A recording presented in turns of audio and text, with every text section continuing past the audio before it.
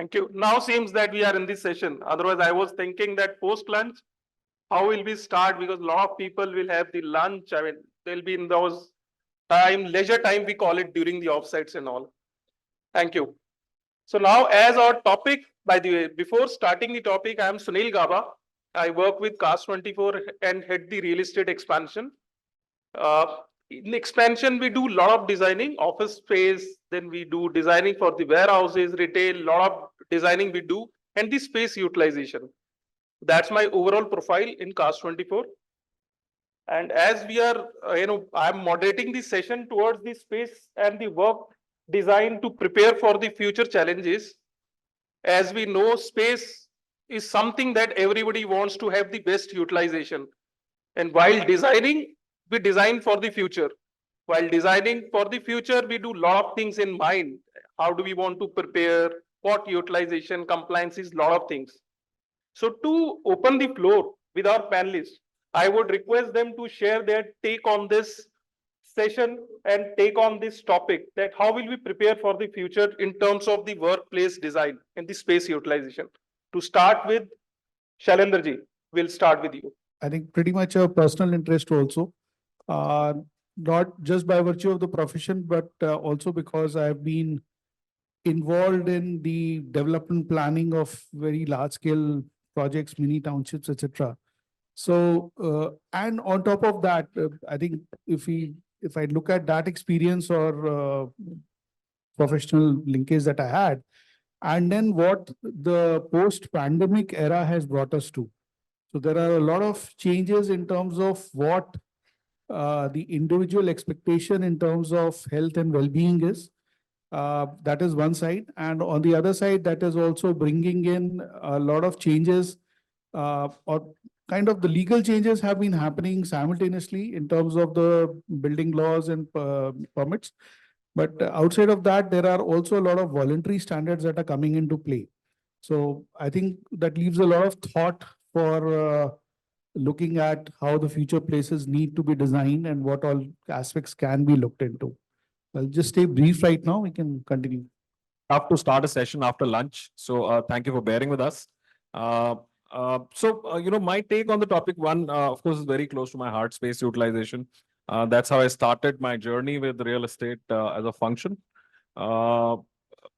Whatever's happened post-pandemic, right? I think what Shailendra was saying on voluntary standards, right?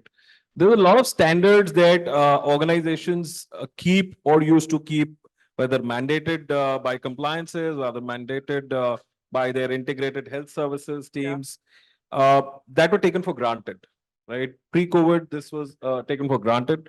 And now that we see as we're preparing ourselves in a post-pandemic era, I think people are adopting it. People are noticing these and are appreciating the value of these, whether it is community rooms, open areas, like we used to say, open plan offices, collab areas. Those are being utilized now. So you can see that movement already and the appreciation in your audience, which is your internal stakeholders. And I'm sure, as we move forward, the designs will evolve. This topic is a very critical topic for all of us because we are the professional from the real estate execution in our organization. My take is a little different. Like we are professionals and we know the organizations are delivering a top line P&L and every P&L has a bottom line as well. We are the custodian to have this segment, which is a cost to the company. And if I'm not wrong, we are operating at maybe 2 to 3% of the total top line. So now your organization has a top line, maybe 1,000 crore. You can understand what kind of volume you are dealing with, right? Again, when you are talking about a P&L approach, and every P&L has multiple various segments in the organizations. So we represent one, and when we represent one, and you must have done your mathematics and you are submitting your report to the management. Out of that 1 or 2 or 3%, whatever you are spending, 80% of that 2 or 3% is the cost of real estate. It means this is a space. So rest balance 20%, 25% I'm talking about, that is related to your operating cost, maybe energy, maybe housekeeping, maybe your security, maybe other services you are talking about. And balance is your people cost, tea, coffee, and everything. So if you are spending 1 rupees, and that 1 rupees has a contribution of space, which is 70%, 70 paise, and if this is not managed strategically and managed thoughtfully, then it is a waste of money, right?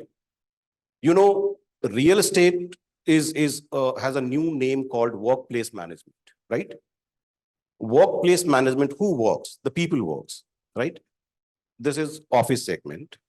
If you look at manufacturing units, the people come and do their work, and that work is towards the production. Maybe the segments are warehousing segments are retail segments. So whatever space you are going to buy, there has some sort of strategic like parameters. So first, the people who are coming to operate. So what is the need from their perspective? You are buying a space, or you are taking space onto the lease to run certain objectives, certain perspectives, certain examples to from the organization wherever you are associated with. So if I'm talking about warehouse, definitely I will have to look at that space which is compliant or comfortable from the warehousing perspective, office from the office perspective, retail from the retail perspective. So the first, people consideration. The second, what is the business objective we want from that real estate, is my second. And my third and critical perspective is, you must have heard, the entire world is talking about ESG. And who is the major custodian of ESG in any of the organization? So from my perspective, it is we, because Colonel Narang is also here. And I think as of now, today, we are the two designated ESG heads from their respective organization. I'm the one ESG head, and Colonel Narang I have known to. Rest, if any one of you are there, I think I have not updated that. So ESG is the major perspective. And from the ESG perspective, if you go and look at, so all 9 critical KPIs, which the organization will have to report, listed organization will have to report, 6 belongs to HR. My perspective of HR is not HR what you understand. My perspective of HR and the real perspective of HR is human and resources. So we are the custodian of resources, and human is so-called HR today, right? So when you are managing the resources, that resources are having certain initiatives, certain objectives. So that objectives are getting met or not. And then ESG, you must have understood about ESG, like energy consumption, right? How you are driving your organization or from the sustainability perspective, right? So all those things getting covered into the real estate strategic framework, people, the objective of the organization, what you want to meet from the real estate, and how you are aligned to the ESG initiative and objectives and the compliances. These are 3 driving force.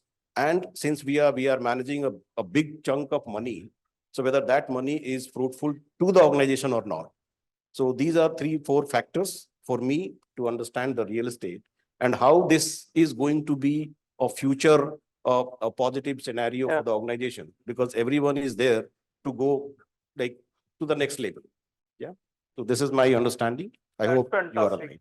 Sure. Just a quick, insight from my end, from a IT industry perspective. I see 3 important stakeholders when we look at future challenges. So the first key stakeholder is a real estate manager or a facility manager, from a perspective of managing the space, managing the cost, from that perspective, cost of operation perspective. The second key stakeholder who is going to redefine the future is your employees. So employees is now, they are now deciding how the workplace or the future workplace has to be. So it's not that, no more you have your standard, furnitures and fixtures, fit outs. Those things have gone by now. people are looking for a more, collab spaces and things like that.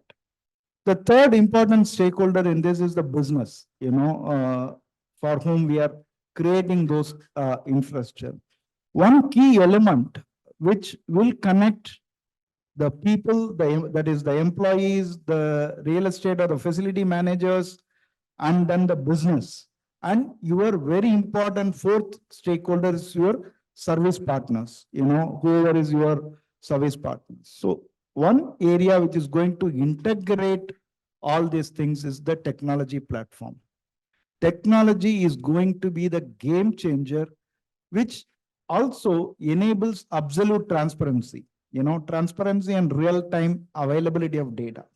So I will talk more about this, how technology is going to redefine these future challenges. So I will come back in my second. Things. Now, as we know that whatever designing we do or whatever workspace management we plan it for the future. Future is definitely for the sustainability. Future is all about the flexibility, what the Gen Z will be expecting in the future. So I'll just come back to you, Rajiv. How do you think that sustainability is going to be a crucial factor? And how about flexibility while designing the workplace for future challenges? Good question. Again, the moment you are talking about sustainability, there are various understanding. A people or the corporate who are not the part of the listed entities in the country, their understanding on sustainability is different than the listed entities, because listed entities has the compliances also to meet. So as of now, 1,000+ companies, organizations are listed in India. The rest all is non-listed. Correct. Even those 1,000 listed entities, there is a set of 150 as well. So 1,000 is one bucket, but from that 1,000, there is a list of 150, depending upon the market cap. So their understanding on the sustainability is completely different than the 1,000 and then the rest of the world. When we talk about the real estate, as we discussed here, there are 3-4 various factors. One is people, one is your cost, and the third one is your compliances and ESG initiatives. And definitely to meet and to execute all these three segments, the technology is a major contributor. Because if you don't know what to do, you will not be able to plan your strategy, or you will not be able to plan your corrective measures, right? So these are three parameters.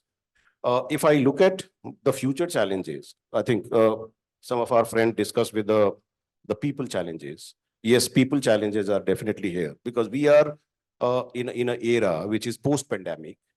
And you must have heard people are willing to work from home, work from anywhere. But at the second side, the organizations are pushing people to come and operate from the offices. Yeah, it's a catch-22. Yeah. So we are into the situation where we don't know what is the future, whether the people will win or the corporates will win. The third scenario, we are going to anticipate what will be the challenges from Gen Zs. Millennials are already with us. Gen Zs and Alphas are also coming to be, right? So even my organization, I'm dealing with all Gen Zs and millennials only, because rest of the world, the rest of the people are only 2 to 3% like me, oldies. I'm called oldies in my organization. And you must have seen my dress up is different than the other participants, because I need to be I need to be familiar with them. I'm better today because I'm there in this. A lot of my friends from Mumbai, they are fully aware what kind of dress up I have when I'm at a workplace. You will not agree, okay, this is a professional getup. Okay. But I'm in a fashion world. I'm in a beauty world. I need to be like that. So the Gen Zs and millennials wants a different set of comfort. We need to design our workplace to accommodate them, their comfort. And they are very focused onto sustainability. They are very focused onto the health. They are very focused onto the safety. If these parameters are not met, then they will decide even to leave Tatas. They will decide to leave even whatever best organization or best salary package they are getting. So what is their understanding? And the new generation, alphas are going to be there. They are completely different than even Gen Zs. So workplace strategy, if we are planning today, lot of challenges are there. We need to incorporate all those. Otherwise, what are you going to do? You are wasting money. You are wasting resources. And suppose if I'm a responsible person to onboard new workplace, every workplace or every building, what I'm going to take it has a carbon footprint. I'm going to own that responsibility, right? Because in the construction in the world, the major carbon emission is coming from this real estate, Yes. right? 30-40%. So if I'm going to own a building and the builder has done some manipulation and the carbon footprint of that building is so high, and if I'm going to take it, it is my liability. Yes. And if you are going to make an office, okay, another topic I'll tell you. For a human to survive, what is 3-4 components? The first component is your air. Yeah. We are dependent almost 70% onto the air, oxygen. The next is your food. The next is your light and water. In fact, air takes you to the air pollution also. Yeah. That we need to So, consider. Just want to add one point to what he said, see the future challenge is not limited to your, facility or building. More of, since in a hybrid model that people have started working, you have to now take care of the people working from home also. So during the pandemic, many of us supported with furnitures and fixtures at office. Today, as part of the ESG reporting, we are trying to capture data of the AC usage, what type of vehicles an employee is commuting, how many hours of work they are using in their work from home. So the whole landscape is changing. It is your future workplace is not limited to a building that you occupy. It is extending beyond. This to and fro. yeah, so your workplace has to be compliant from the air perspective, water perspective, health and safety perspective. And the most is your how the people are going to be. Light is also one thing. How the people are going to be energetic and going to contribute, deliver their objectives, Correct. their KRA to the organization, and the organization will further grow. So Yes. we are into a situation where we don't know what we are talking about. First of all, you are not going to read the market trend line. You are not going to read your own understanding and plan a decent strategy towards that. Then you are out from the race. I think a lot of points that Rajiv you covered off are the softer aspects, but then getting the basic infrastructure into play, which is the hard infrastructure, which starts from right from the building design stage, is what is important to come into. Now, some of these aspects are coming into the compliance side of it. So even if we look at the NBC, it has been transforming. The fire safety norms, for example, have become much stricter. There were a lot of changes, in fact, that we have had to do even in existing buildings to meet the fire safety norms. And thereafter, of course, as I said, the voluntary norms on health and well-being are coming in. But outside of that, when we talk of future, each building is going to generate a lot of data. And this data is not just metrics which are related to people, but it's also even if we talk of ESG, whether we're talking people's experiences, all of this is going to be data which cannot be manually analyzed or used in a fashion which is actually productive. So you need to create infra right at the design stage where you are making a smart building, which is helping you gather all the data that is required, and then having the right teams to analyze and then have a suitable action follow up with it. Outside of that, future, when we talk of actual real future, and you have to see how technology is advancing, it's not just basic office design. How are people going to commute to the office? As he rightly said. So today, in fact, HCL has a huge campus. I don't know how many car parks do you have. I have been in a situation where I had some 15 multi-level car parks with me. Now just imagine, let's say even, I would say 3 years down the line, if 60% of the car users convert to electric cars, where will I get the electrical load to enable car parking for those cars while they're parked in the car park during the day?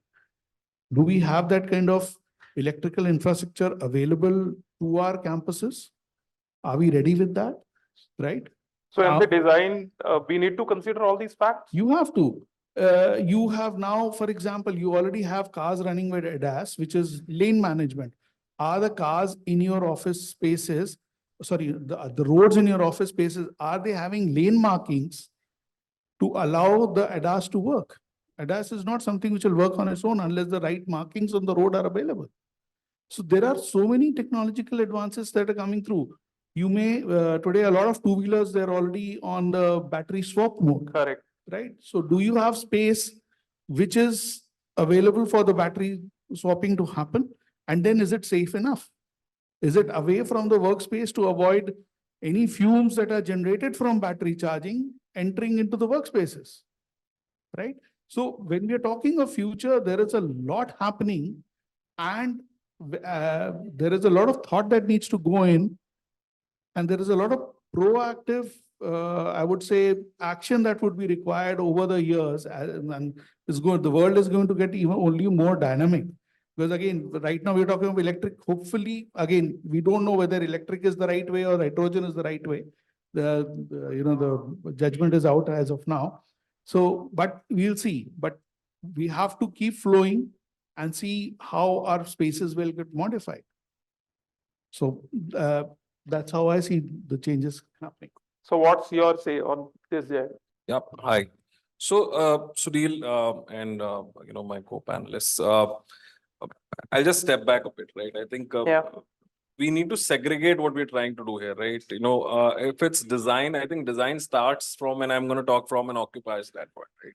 We don't own buildings. We go and lease with large landlords and go into campuses, right? So the first step is, of course, to ensure that we have our building shortlist cleared, right?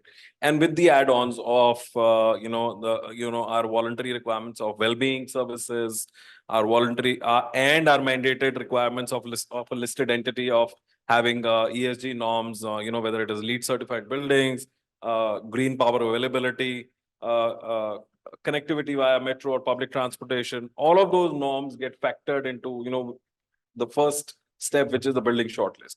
And then when you get in is when you start looking at, people being the core, right? And which is the audience that you're trying to cater? Is this the analytics shop? Is this the data operations or digital operations shop? What are the shifts that they're working in? Is this the consultancy role that they're working on? And it will define what design goes into play, right? The basic requirement everywhere inside is that there has to be a collab space because of the future operating model, which is the hybrid model that we work on. And there will be people who will come once or twice a month who need spaces to collaborate with their colleagues, connect on the culture of the company. Till date, it's been like, 2 years, 2.5 years, right? When we do large town halls, the first question that we ask is who all are coming here for the first time? And you see 80% of the hands raised, right? So that's the disconnect today that people have. And even as designers, we have, what is it that we can factor further, right? There's a technology intervention. So you got people, you got Gen Zs and Alphas who want everything on their phones, right? There was something which was earlier of telephone. Now everything is gone. Everything needs to be on the iPhone or on their pads, right? Whether it is booking the car, changing their time slot, ordering food before they go to the cafeteria. It's all, in one app. They need to have everything there. And for that, technology plays a big part. I need to be able to see if there are seats available today so that I can book my seat before I go to office. Because accordingly, I will get a parking slot as well, right? So there is the initial checklist of green, there is the operating green, and then, the design factors, everything, and the audience that comes in, right? And that's typically the present future. It's not the future, because that's how far we can see. I completely agree. Post-COVID, I think in the designing also, we have started thinking how to connect the hybrid model with the hybrid model in place. The people working outside, they probably are not comfortable coming back to the office, and the people working in the office, how to bridge the gap. Like Raghu said, it isn't anymore a singular office space, a campus that we operate. It is all those 20,000 endpoints that are sitting at homes that we Correct. service. And we have to think of bridging that connectivity. We probably have to think of creating more conference room with the video conferencing. I mean, probably in the past, it used to be one or two or maybe three, four. Now the need is changing. See, For- again, from that perspective, what you talk about video conferencing, you remember those are the days where we used to buy projectors in lock, stock, and Correct. barrels. And one fine morning, Microsoft came with the Teams and moved and, Yeah. changed it, transformed the entire video conferencing thing. Hmm. So the phase at which the technology is evolving, we need to be in line with that. One experience I want to share with this group, we as leaders, in manufacturing industry, there is a clear R&D department which is there. Yes. They invest on research and development and they get themselves ready for the future. Whereas, unfortunately, in facility management or in the real estate services, we don't have a R&D department within us. Some of the organizations have a COE, Center of Excellence.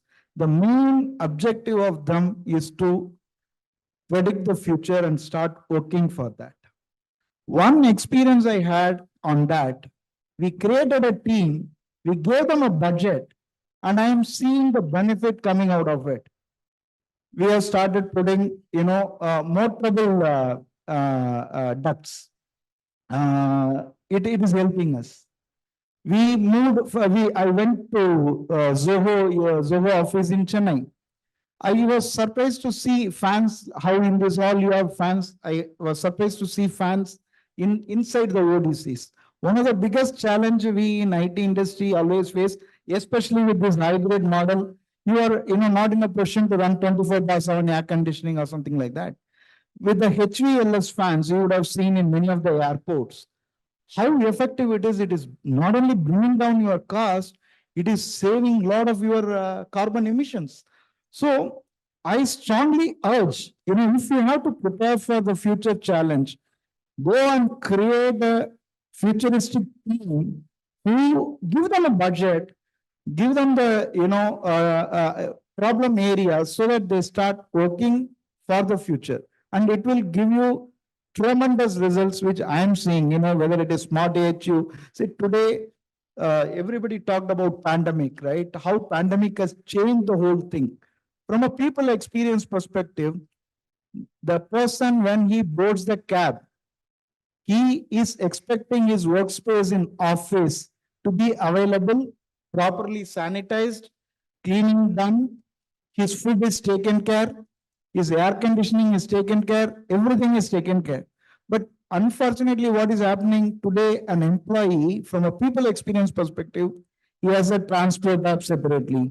He will have a F&B app, hotel app separately. He will have a help desk app separately. So too many things are there.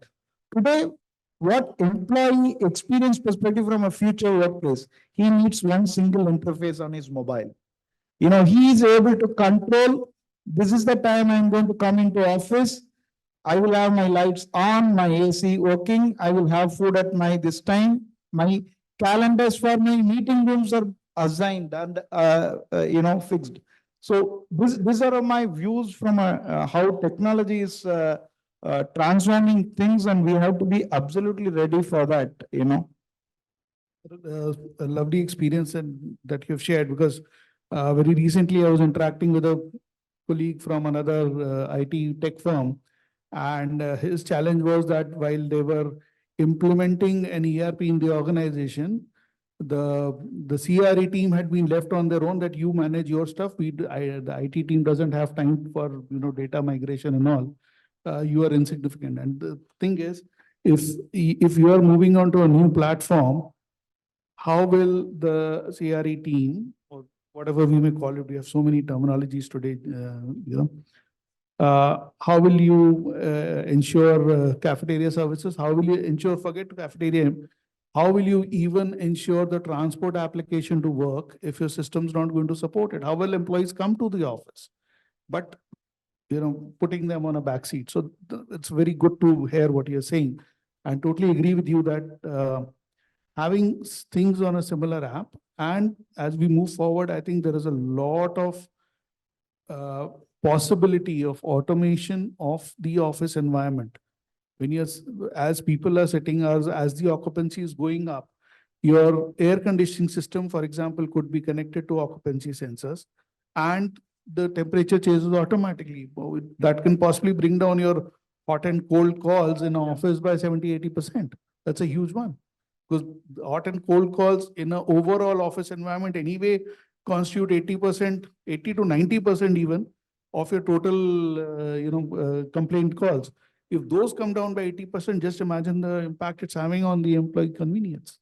One input I just want to share, especially I was reviewing it with my team yesterday, especially in Delhi NCR, you have this pollution problem, right? And which is creating a lot of your equipments to fail, your UPS, your hub room switches, things like that. Because we are investing on the R&D, today I was able to see a single product, which has a dehumidifier, which has the right, filters for me, and all in one single unit, I'm able to manage my PM 2.5, PM10, SOC, NOx, whatever you talk about. So that kind of technology where you are able to manage on IoT, wherever you are sitting, you are able to see that. The other one important thing, sir, you touched about air. You go to Delhi airport, you go to Chennai airport, whichever airport. Today, first thing, post-pandemic, what is the assurance that a passenger is getting? Seeing that PM 2.5, PM, this is how my airport is managed. My indoor air quality is perfect. Today, people walking to my facility, they will be able to see on the lobby itself what is the indoor air quality I maintain. So that is something very, very important, how technology is going to help in these areas. I think time is getting over. One critical topic I would like to highlight here. Yes, technology definitely is going to play a major role, but not the primary role. If you don't have cafeteria, you cannot book or you cannot use technology. If you don't have parking space, you cannot use technology to book the parking. So first of all, you need to plan well. So maybe earlier days, we used to have one meeting room or two meeting room and then all cluster seatings. But today, you are planning to have 100-seater office. So you need to have 100 seats, and then you also need to have 25 seats, area of 25 seats to convert into cafeteria, and area of 25 seats to convert into the meeting rooms and open area. So this is what the current trend line going into the industry for the comfortable workplace. If you are not going to plan workplace well, you are not going to put your AC well, you are not going to put your cafeteria well or parking well, technology will not do any support here. So first of all, the topic is real estate. So how to plan and how to run the strategy. Planning and designing. So the cost is one. In the real estate, the people are going to accommodate. So their concern, their like KPIs, how you are going to help them, their well-being, health and safety, ESG, and then technology on top of that to manage well and understand the new trend line to project into a new strategy for the future perspective. I think this is the crux from my perspective. On a lighter note to end, my daughter is doing her architecture. So I have been in this industry for now 3+ decades. As an operation guy, always You're more of a mentor to her now. I always have a problem on maintaining the state-of-the-art facility that the architects design. So I told her only one request I have. When you create building, future buildings, make it a functional building, easy for the operation, guys. Definitely. Thank you very much for all this. And it was a fantastic discussion. I'm sure that you guys would have enjoyed this.